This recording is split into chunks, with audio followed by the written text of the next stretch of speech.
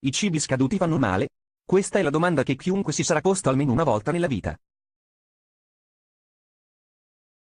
O meglio, è ciò che ci si domanda ogni volta che nel frigorifero ci si imbatte in un cibo che dovrebbe essere buttato.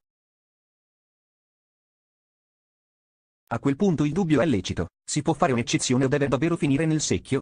D'altronde sarebbe sciocco sentirsi male per un cibo scaduto, ma è altrettanto vero che nessuno ama sprecare gli alimenti.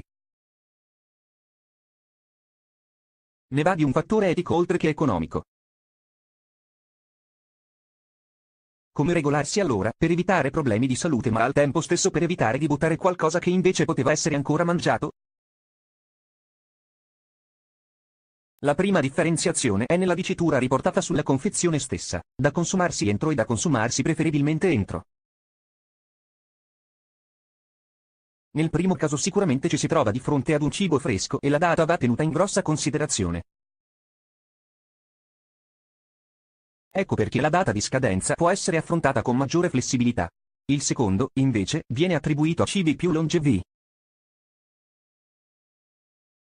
Si può quindi tirare un sospiro di sollievo: se quell'alimento era da consumarsi preferibilmente entro una data già passata, probabilmente sarà ancora possibile farlo.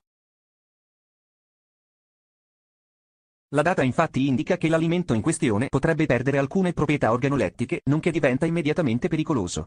In tal caso, quindi, si può evitare lo spreco. Persino lo yogurt rientra in questa categoria e può essere consumato anche 10-15 giorni dopo la data di scadenza, purché sia sempre stato conservato in frigorifero alla temperatura giusta.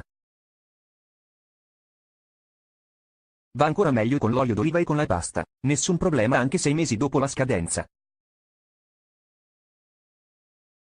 Il discorso cambia quando si parla di uova: 6-7 giorni extra è il massimo che si può concedere, anche se resta sempre valido il test del bicchiere d'acqua e sale: se l'uovo affonda è sicuro?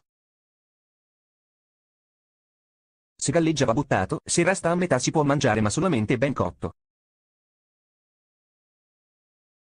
Quali cibi durano di più? Vini, liquori e in generale bevande con alcol pari o superiore al 10% di volume. Aceto, sale da cucina, spezie, farina, olio d'oliva, zucchero, biscotti secchi, che però perderanno la loro fragranza, e miele sono tra gli alimenti più duraturi.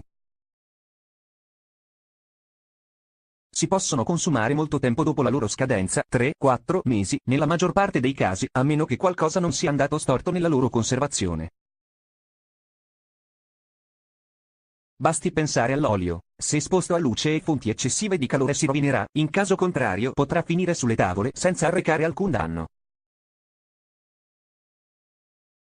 Nel dubbio, la prova è semplice: odore e consistenza restano due inconfondibili indicatori.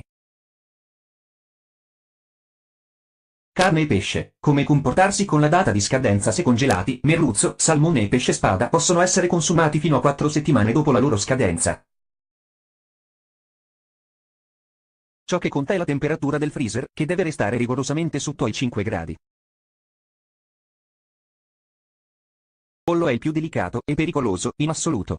Il discorso cambia radicalmente quando si parla di carne. Se scade, deve finire nel secchio anche se è passato un solo giorno.